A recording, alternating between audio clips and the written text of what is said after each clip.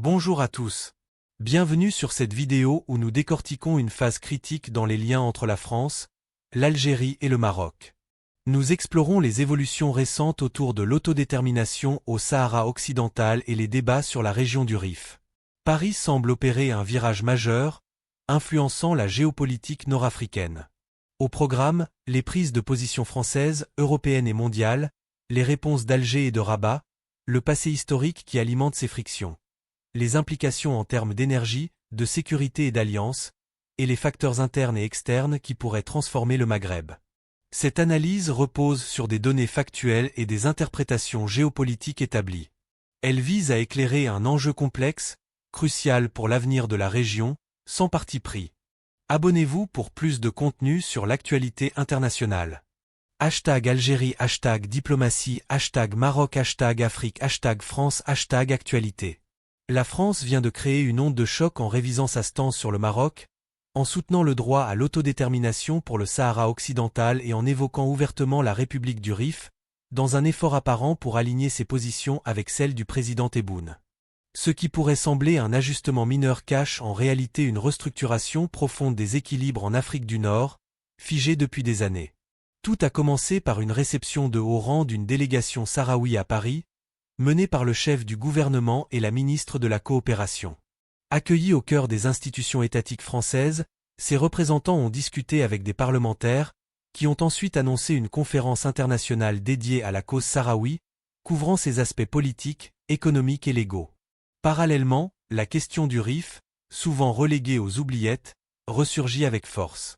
Des figures diplomatiques et législatives françaises la présentent désormais comme une aspiration légitime à l'autonomie, fondée sur le principe des peuples à décider de leur sort. Pierre Galland, à la tête de la coordination européenne pour la solidarité avec les Sahraouis, a souligné ce pivot français. Un abandon d'une ambiguïté passée au profit d'une adhésion stricte au droit international. Il a même mentionné une requête formelle pour accéder aux archives historiques françaises sur les frontières nord-africaines. Ces documents pourraient clarifier les limites historiques de l'Algérie et les territoires rifins, potentiellement explosifs pour les revendications actuelles. Rabat a réagi avec vigueur, lançant des offensives médiatiques pour minimiser l'impact. Des récits alarmants sur l'économie algérienne, chute du dinar, risque de faillite ont inondé les canaux pro-marocains. Pourtant, les faits contredisent cela. L'Algérie maintient une dette externe quasi nulle, tandis que le Maroc accumule les prêts internationaux, comme celui récent avec le Japon pour des projets sportifs. Alger, de son côté, adopte une approche mesurée, ancrée dans la légitimité internationale. Cette sérénité doit beaucoup à la stratégie du président Tebboune, qui privilégie la diplomatie patiente face aux provocations. La conférence de la 49e session de la COCOMAR a amplifié ce momentum, réunissant experts, activistes et élus pour débattre du Sahara et du Rif dans un cadre formel. Régine Villemont, présidente de l'Association des Amis de la République sahraoui et rifène, a dénoncé une occultation cinquantenaire de ces enjeux. Les échanges ont porté sur les infractions au droit international et le rôle des puissances européennes dans le tracé frontalier. Pour beaucoup, l'accueil de cet événement par la France signale une remise en question de posture obsolète. Rabat paraît déstabilisé. Des rumeurs sur une proclamation d'indépendance rifène circulent, semant l'inquiétude au palais. Alger observe avec détachement, confiant dans la primauté du droit onusien. Les députés français insistent sur un retour aux résolutions de l'ONU, notant que le Sahara et le Rif restent parmi les derniers cas de décolonisation inachevés en Afrique. Un grand rassemblement place de la République à Paris a donné une visibilité accrue à ces causes. Slogans pour la liberté, l'égalité et contre le colonialisme ont résonné, unissant militants, intellectuels et citoyens. Cela dépasse le symbolique, c'est une convergence qui renforce les dynamiques régionales. L'Algérie émerge comme un acteur pivot, fidèle à ses valeurs de non-ingérence, respect des frontières et soutien à l'autodétermination. Son influence grandit en Europe, en Afrique et aux Nations Unies, grâce à une cohérence juridique contrastant avec les tactiques opportunistes d'autres. En creusant le contexte, on voit que ces tensions remontent à l'ère coloniale. Accords oubliés, frontières disputées et aspirations étouffées. La France, en rouvrant ses dossiers, assume un rôle historique qu'elle avait négligé, alignant sa diplomatie sur les engagements onusiens et républicains. Ce pivot n'est pas fortuit, il résulte d'une accumulation de pressions. Débats parlementaires, intervention d'influents, manifestations et la conférence internationale.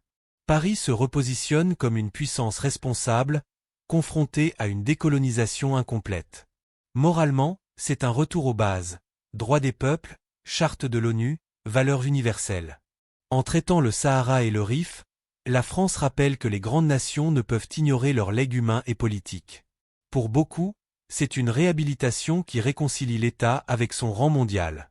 Pour l'Algérie, cela valide une diplomatie de long terme, primauté du droit sur le tapage, patience sur l'impulsivité.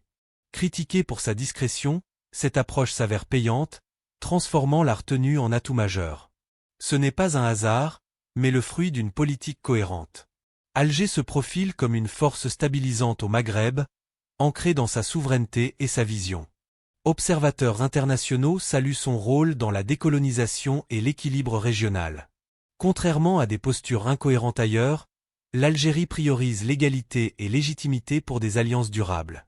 Le Maroc, isolé, paie ses choix. Intox médiatique sur l'Algérie, accusations infondées. Les faits d'être croissantes, emprunts répétés, contestations internes démasquent ces narratives. L'argumentaire marocain s'effrite face à un discours algérien juridiquement solide, soutenu par l'ONU, l'UE et des ONG. En Europe, des voix questionnent le soutien à des positions contraires aux résolutions onusiennes. La France pourrait initier une vague, d'autres pays pourraient emboîter le pas. Le Rif refait surface, autrefois marginalisé, il est désormais vu comme une réalité vivante histoire, identité, droit politique. Archives, témoignages et mobilisation le replacent au centre. Le Sahara gagne en légitimité, appels onusiens, positions africaines, jugements européens convergent vers un droit inaliénable à l'autodétermination. Ce n'est pas un détail administratif, mais un enjeu de souveraineté populaire. Les mouvements citoyens français, comme à la République, incarnent un engagement principiel. Drapeaux, chants, hommages transcendent les clivages, rappelant qu'une démocratie active combat les injustices globales. Cette séquence redessine le Maghreb, l'Algérie comme pilier principiel, la France alignée sur l'universalisme, le Rif et le Sahara regagnant leur place, le Maroc face à ses incohérences, contraint à une révision stratégique. Mais ce n'est pas une clôture, c'est un début. Vers un avenir où peuple revendique, justice internationale prime, alliance se fonde sur vérité historique. Après confusion, clarté et cohérence diplomatique émergent. État manipule narratif temporairement, peuple porte mémoire, légitimité, espérance. Ils écrivent leur destin au-delà des frontières imposées. Cette affirmation aux droits émerge, injustice s'effrite, mensonges se dissolvent, place l'Algérie comme nation solide, engagée, avançant calmement vers un futur validé par l'histoire. Merci d'avoir regardé. Partagez vos avis en commentaire. N'oubliez pas de liker et de vous abonner pour plus d'analyses. À bientôt.